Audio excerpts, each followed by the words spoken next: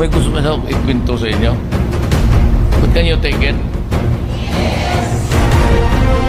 Isang araw, pumunta ko.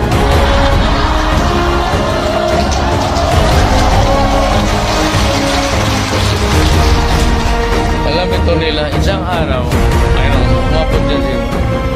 May babae na dumating, stewardess na patay.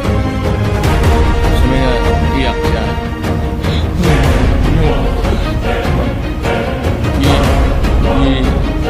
Iiwanan ako, ipabuntisan ako, tapos iniwan. Sumama ng isang pulis sa region 3. Alam niya to. Alam niya. Kumbong, tawagan mo ang region 12, sabihin ko yung RD. Tapos na yung storya sa pulis. Tawagan mo ang RD.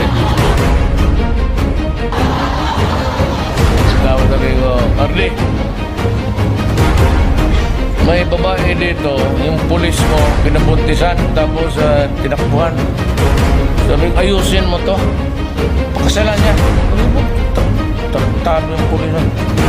Pagkasalan niya. Siguro, may kumpiyan sa buwak. Diba? Tapos, kaya papatay mo lang dito. Sabi naman ito mayor. Sige ha.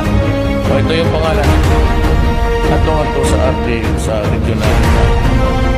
Sumbong ko ito. Kalimutan ko na. Pasyal ako ng asawa ko.